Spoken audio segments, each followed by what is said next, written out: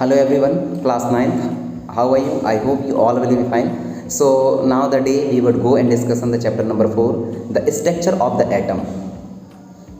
Okay तो इससे पहले आप लोगों को पता है बेटा structure of atom and it's related fact के बारे में जब मैं बात कर रहा था तो स्ट्रक्चर ऑफ एटम के बारे में बहुत सारी चीज़ें आप लोगों को बता दी थी। इलेक्ट्रॉन क्या होते हैं, प्रोटॉन क्या होता है, देन ऑर्बिट किसको बोला जाता है, न्यूक्लियस किसको होता है, कहाँ पास होती हैं, जो प्रोटॉन न्यूट्रॉन उनमें चार्ज कौन सा होता है, उनके खोजकर्ता का नाम क्या है, ये सारी चीज़ जो है मैं एटम और उससे रिलेटेड फैक्ट में बता चुका हूँ। तो चलिए आगे बढ़ते हैं और स्ट्रक्चर ऑफ द एटम की बात करते हैं। याद है इसके प्रीवियस वाला चैप्टर यहाँ बोला गया है, देखिए in the chapter number 3 we have seen, sorry यहाँ ले जाते हैं इसको, यहाँ क्या लिखा है, in chapter number 3 we have learn that atom and the molecules are the fundamental building block of the matter. हमने चैप्टर नंबर 3 में देखा कि जो एटम होते हैं वह किसी भी मॉलिक्यूल्स का एटम और मॉलिक्यूल्स जो होते हैं वह किसी भी चीज़ को बनाने के लिए मैटर को बहुत ज़्यादा इंपॉर्टेंट रोल प्ले करते हैं। ये चीज़ें हमने क्लास चैप्टर नंबर 3 पे पढ़ा था। The existence of the different kind of matter is due to the different atom constituent them. तो जो एग्जिस्टेंट है डिफरेंट काइंड्स के एटम के काइंड्स के मैटर का, क्या इसकी वजह ये तो नहीं हो सकता कि उनके बीच के जो कॉन्स्टिट्यूएंट हैं वह कैसा है और कॉन्स्टिट्यूएंट के कारण तो ना हो। Okay now the question arise. अब हमारे सामने एक क्वेश्चन आता है, वह क्वेश्चन क्या है उसके बारे में अपन लोग देखते हैं। हमारे सामने क्वेश्चन ये उठ के आता है बेटा कि दो क्वेश्चन है कि भाई कौन सी चीज़ है जो एक एटम को दूसरे एक एलिमेंट के एटम को दूसरे एलिमेंट के एटम से अलग करती है, और जो दूसरा क्वेश्चन है वह आपके सामने ये उठ के आती है कि क्या सच में जो एटम है वह इंडिविजुअल है, उसके साथ में कोई भी सब एटॉमिक एटम नहीं है। तो ये दो क्वेश्चन आप लोगों के सामने उठ के आते हैं चैप्टर नंबर, इसको जब चैप्टर नंबर अपन लोग किसको बेटा चैप्टर नंबर अपन लोग 4 को डिस्कशन करते हैं तब। तो यहाँ देखिए कौन कौन से क्वेश्चन उठ के आते हैं। मैंने अभी बताया कि ये दो क्वेश्चन आप लोगों के सामने उठ के आते हैं यदि अपन लोग इनके बारे में इस तरीके से बात करें तो। फर्स्ट क्वेश्चन बोलता है कि भाई कौन सी चीज़ है, what make the atom of the one element different from the atom of another element. भाई कौन सी चीज़ है जो है एक एलिमेंट को दूसरे एलिमेंट एक एलिमेंट के एटम को दूसरे एलिमेंट के एटम से अलग करती है, इसको बोला गया है। दूसरा क्या बोला गया है, तो अपन लोग इसको अंडरलाइन के फॉर्म पर ले लेते हैं ये। और दूसरा क्या है, दूसरा है आप लोगों के सामने ये कि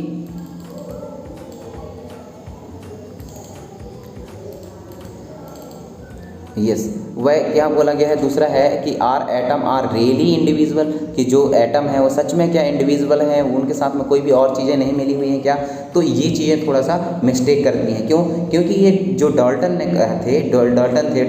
थ्योरी में अपन लोगों ने पढ़ा कि एटम किस तरीके से होते हैं और वह कैसे काम करते हैं, और एटम के बारे में जो प्रॉपर्टीज़ दी गई डाल्टन के द्वारा डाल्टन थ्योरी में, तो उन्होंने कहा कि जो एटम होते हैं किसी भी मैटर की सबसे छोटी यूनिट होती है और इसको डिवाइड नहीं किया जा सकता, उसी को अपन लोग एटम बोलते हैं, डाल्टन ने कहा। तो उनके द्वारा कही गई ये बात क्या सच में सही है कि जो एटम है वह कोई भी सब एटॉमिक एटम पार्टिकल्स को अपने साथ में नहीं रखती और वह इंडिविजुअल होती है। तो इसके बारे में अपन लोग जो है इस पूरे चैप्टर में डिस्कशन करने वाले हैं। ओके इसी वजह से मैंने ये दोनों चीज़ों को अंडरलाइन कर दिया है। नाउ आगे बढ़ते हैं। We shall find out the answer of this question in this chapter. अपन लोग जो है दोनों क्वेश्चन का आंसर जो है यहाँ फाइंड आउट करने की कोशिश करेंगे।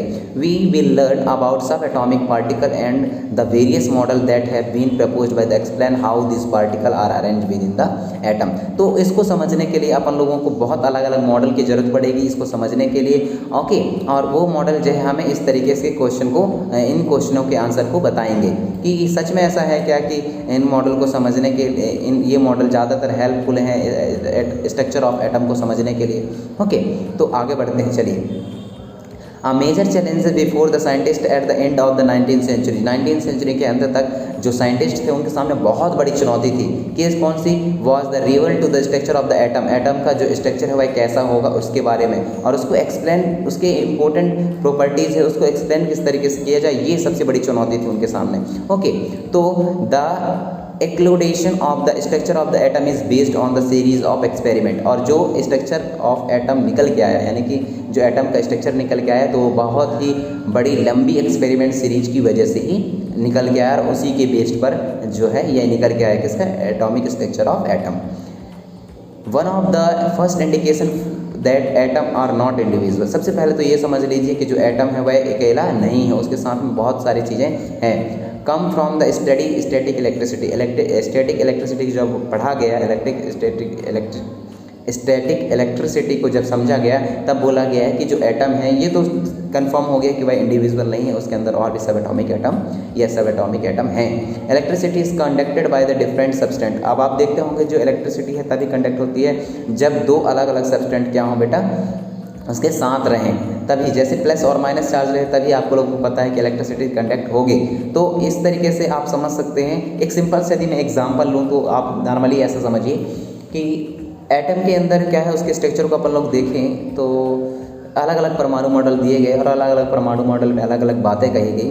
तो उसमें मैं बात करूं तो एटम के अंदर 3 चीज़ें पाई जाती हैं, जो कि प्रोटॉन है, न्यूट्रॉन है, देन इलेक्ट्रॉन है। इलेक्ट्रॉन जो है ऑर्बिट में प्रेजेंट रहते हैं और प्रोटॉन और न्यूट्रॉन न्यूक्लियस में प्रेजेंट रहते हैं। ये हमने चीज़ जानते हैं। तो इलेक्ट्रॉन पे माइनस चार्ज और प्रोटॉन पे प्लस चार्ज रहता है, इसी वजह से जो है उसको वह बांध के रखता है, संजो के रखता है। तो दुनिया की कोई भी चीज़, दुनिया की कोई भी मैटर, हर एक चीज़ है प्लस और माइनस चार्ज से मिलकर के बनी हुई है।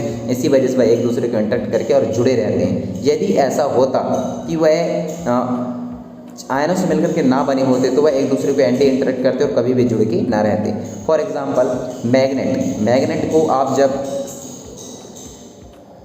अलग अलग कैटेगरी के जो पोल्स रहते हैं उसको आप यदि पास में लाते हो तो आपस में इंटरेक्ट करते हैं। जबकि यदि हम उनके बीच में डिफरेंट काइंड्स के जो पोल्स हैं उसको पास में लाएं तो क्या होंगे बेटा, एंटी इंटरेक्ट होते हैं। दैट मीन्स जो अपोजिट चार्जेस रहते हैं, जो अपोजिट आयंस रहते हैं वह हमेशा एक दूसरे को इंटरेक्ट करते हैं, जबकि सेम कैटेगरी वाले जो आयंस रहते हैं वह एक दूसरे को एंटी इंटरेक्ट करते हैं। तो इसी वजह से यदि कोई एटम है वह कोई डेफिनेट शेप लेके रखा है, डेफिनेट स्ट्रक्चर लेके रखा है, दैट मीन्स इसका ये है कि कहीं ना कहीं उसमें प्लस और माइनस चार्ज होंगे। तो इसी कॉन्सेप्ट पर आगे बढ़ी गई और इलेक्ट्रॉन और प्रोटॉन जैसे कुछ सब एटॉमिक पार्टिकल का खोज किया गया। Charge particle of matter, charge particle in a matter, तो इसके बारे में अपन लोग देखते हैं। For understanding the nature of a charge particle in a matter let's us carry out the following activity. इसको समझने के लिए हमें एक्टिविटी की जरूरत पड़ेगी, तो वह एक्टिविटी कौन सी है इसको यहाँ देख सकते हैं आप। बोला गया है कि एक कंघी लीजिए, कॉम्ब लीजिए, ड्राई हेयर में जो आपका बाल सूखा हुआ है उसमें कॉम्ब लीजिए और उसको क्या करना है, खूब लंबे टाइम तक आप लोगों को रगड़ते जाना है बाल में। खूब लंबे टाइम तक आप जो है बाल में उसको रगड़िए। क्या होगा, जैसे ही आप रगड़ेंगे तो उसके थोड़ी देर बाद जो है जो वो है क्या होंगे बेटा, स्मॉल पार्टिकल ऑफ पेपर उसके और इंटरेक्ट होने लगेंगे।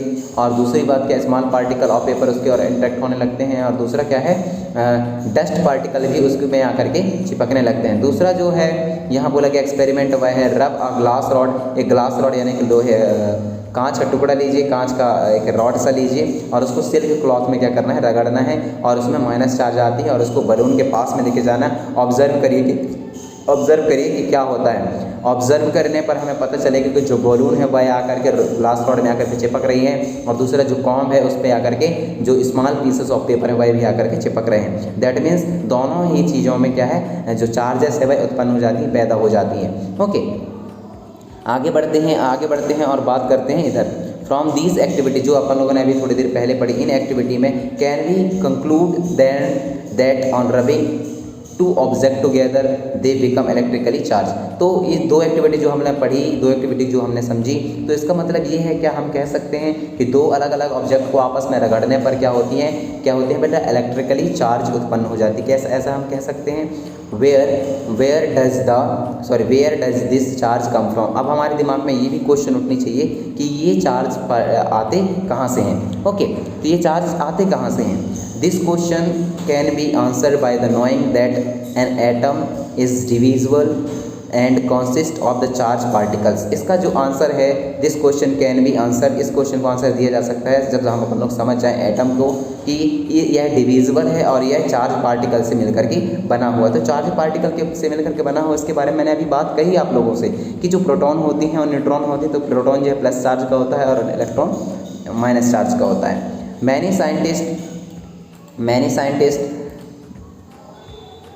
Many scientist contribute in the revealing the presence of the charge particle in atom. बहुत सारे साइंटिस्ट आए और उनका बहुत मेजर रोल रहा इस चीज़ को समझने के लिए कि जो चार्ज पार्टिकल है वह एटम में प्रेजेंट रहते हैं। Okay, It was known by the 19th century that the atom was the individually particle but containing at least one subatomic particle. 19th century के आसपास जो है ये तो बोला जा रहा था जबकि इसका डाल्टन का एटॉमिक मॉडल आया तब ये बोली जा रही थी कि जो एटम होते हैं वह इंडिविजुअल होते हैं, उसमें कोई भी और सब पार्टिकल्स एटम अटैच नहीं रहते।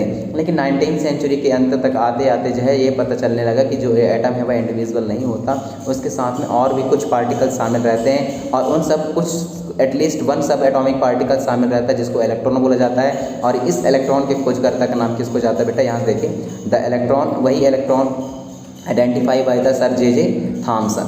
किसको जाता है, सर जे थॉमसन।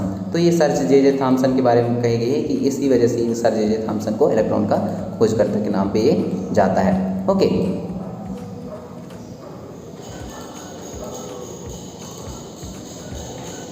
ओके तो इसी वजह से मैंने इसको हाईलाइट कर दिया है। आगे बढ़ते हैं। Even before the electron was identify, जब इवन यहाँ तक कि इससे पहले इलेक्ट्रॉन को आइडेंटिफाई करने से पहले ए गोल्डस्टीन जो एक साइंटिस्ट थे उन्होंने 1886 को डिस्कवर कर दिया था presence of new radiation in a gas में न्यू रेडिएशन की प्रेजेंस को उन्होंने बता दिया था गोल्डस्टीन ने। Gas discharge and call them canal rays, और जो गैस है वह डिस्चार्ज हो जाता है और इन्हीं को क्या बोला गया, उन्होंने कैनाल रेसेस बोला। तो एक तरीके से आप कह सकते हैं कैनाल रेसेस जो है these rays were positively charge radiation which ultimately led the discovery another sub atomic particles. तो यही जो रेसेस हैं, कैनाल रेसेस हैं, ये पॉजिटिवली चार्ज के थे और पॉजिटिवली चार्ज के रेडिएशन थे। अल्टीमेटली इसी को आगे बढ़ाया गया और इसी की खोज के बेसिस पर जो है एटम के अंदर दूसरा सब एटॉमिक पार्टिकल ढूंढा गया जिसको बोला जाता है प्रोटॉन, और वह प्लस चार्ज का था। This subatomic particle had a charge equal in the magnitude but opposite in sign to that of the electron। यहाँ बोला गया है कि जो सब एटॉमिक पार्टिकल जैसे कि जिसके बारे में बात कही हमने प्रोटॉन और न्यूट्रॉन, ये दोनों सब एटॉमिक पार्टिकल है जिनकी मैग्नीट्यूड तो एक जैसे होती है, मैग्नीट्यूड में ये दोनों इक्वल हैं, पर यदि हम बात करें इनके सिंबल की तो सिंबल में ये एक दूसरे से अलग है। क्यों? क्योंकि जो प्रोटॉन है उसको P से रिप्रेजेंट किया जाता है और इलेक्ट्रॉन को E से रिप्रेजेंट किया जाता है। और प्लस पे आयन बेसिस पर भी एक दूसरे से अलग है। जो प्रोटॉन है तो उसको प्लस साइन से डोनेट किया जाता है और दूसरे रिप्रेजेंट किया जाता है, और इलेक्ट्रॉन को माइनस साइन से।